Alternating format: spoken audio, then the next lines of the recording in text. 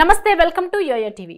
ఆంధ్రప్రదేశ్లోని సీఎం జగన్ తన 5 ఏళ్ల పాలనలో గొప్ప మార్కును క్రియేట్ చేసుకున్నారు. ముఖ్యంగా విశాఖను ఐటీ హబ్గా మార్చేందుకు తీవ్రంగా కృషి చేశారు. ఐటీ రంగాన్ని విశాఖపట్నంలో విస్తరింపజేయడంలో సీఎం జగన్ సక్సెస్ అయ్యారు.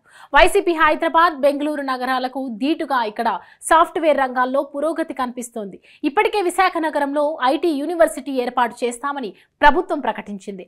ప్రభుత్వంలో కలిసి పనిచేసేందుకు ప్రముఖ సంస్థలు సంసిద్ధత వ్యక్తం చేస్తుండటంతో టెక్నాలజీ రంగంలో ఉద్యోగ అవకాశాలు కూడా మెరుగుపడనున్నాయి. నగరం నడిబొడ్డున ఉన్న విప్రో SEZ క్యాంపస్ పల్సస్ సెంటర్ గా మారిపోయింది. ఇన్ఫోసిస్ విశాఖకు తీసుకువచ్చారు. అలాగే అదానీ డేటా సెంటర్ ను కూడా జగన్ ఏర్పాటు చేశారు. ఇక మీదట కూడా విశాఖ మరో హైదరాబాద్, బెంగళూరుగా కొనసాగాలంటే విశాఖ ఎంపీగా తనను గెలిపించడంతో పాటు మళ్లీ జగన్ ప్రభుత్వమే రావాలని బొత్స ఝాన్సీ అంటున్నారు. గతంలో విజయనగరం ఎంపీగా పనిచేసిన ఝాన్సీకి ఈసారి వైసీపీ ప్రభుత్వం విశాఖ టికెట్ ఇచ్చింది.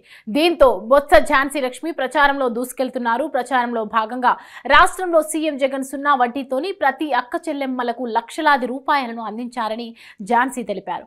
వీటితో పాటు చేయూత, ఆసరా, కాపు నేస్తంతో పాటు ఇతర సంక్షేమ పథకాల ద్వారా ప్రతి ఒక్కరికి ఎంతో కొంత మేర తోడుగా అన్నతమ్ముడిలాగా ఈ 4 సంవత్సరాల 10 నెలల కాలంలో సీఎం జగన్ ఒక్కరికి 90,000 రూపాయలను నేరుగా వారి అకౌంట్లోకి వేశారని చెప్పారు. వాలంటీర్ వ్యవస్థ ద్వారా అందరి ఇంటికి వెళ్లి మరీ సంక్షేమ పథకాలను అందించిన ఘనత సీఎం జగన్కే దక్కుతుంది అని బొత్స ఝాన్సీ లక్ష్మి తెలిపారు.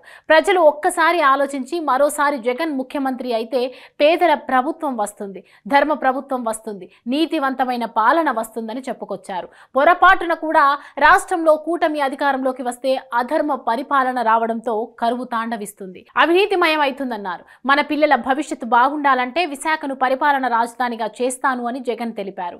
అందువల్ల మన పిల్లల భవిష్యత్ బంగారుమయం అవుతుందన్నారు. విశాఖను రక్షించుకుందాం, కూటమిని తరిమి కొడదామంటూ పిలుపునిచ్చారు. జగన్ ప్రభుత్వం తీసుకువచ్చిన ఎన్నో సంక్షేమ పథకాల వల్ల తాము లబ్ధి పొందామని విశాఖ ప్రజలు చెబుతున్నారు.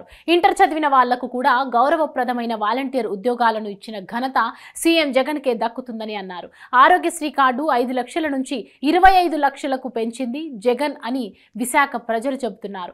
ఆరోగ్యశ్రీతో పాటు తాను లబ్ధి పొందినట్లు ఓ మహిళ కూడా చెప్పారు. అలాగే ఒకప్పుడు ఇంగ్లీష్ మీడియం చదవడం అంటే నిరుపేద విద్యార్థులకు అందని ద్రాక్షలా ఉండేదని, జగన్ ప్రభుత్వం వచ్చాక అంతా మారిందని, తమ పిల్లలు కూడా ఇంగ్లీష్ మీడియం చదువుతున్నారని ఆనందం వ్యక్తం చేశారు. అలాగే నాడు నేడు ద్వారా సీఎం జగన్ ప్రభుత్వ పాఠశాలల రూపురేఖలను మార్చేశారని అన్నారు. 10 ఏళ్లు చంద్రబాబు ఉన్నారని, ఏం చేశారని విశాఖ ఓటర్లు ప్రశ్నిస్తున్నారు. పేదలకు అండగా ఉంది సీఎం జగన్ అని చెబుతున్నారు. తాను విశాఖకు వచ్చి 10 ఏళ్లయిందని, కానీ అభివృద్ధి జరిగింది మాత్రం జగన్ సర్కార్ వచ్చాకే అని ఓ మహిళ తెలిపారు. రాష్ట్రంలో మళ్లీ జగనే వస్తారని విశాఖ ప్రజలు చెబుతున్నారు. అలాగే విశాఖ ఎంపీగా బొత్స ఝాన్సీని గెలిపిస్తామని విశాఖ ప్రజలు స్వచ్ఛందంగా చెబుతున్నారు. జనాలు వైసీపీపై చూపిస్తున్న అభిమానం చూస్తుంటే విశాఖలో కూడా ఝాన్సీ భారీ మెజారిటీతో ఎంపీగా గెలవడం ఖాయం.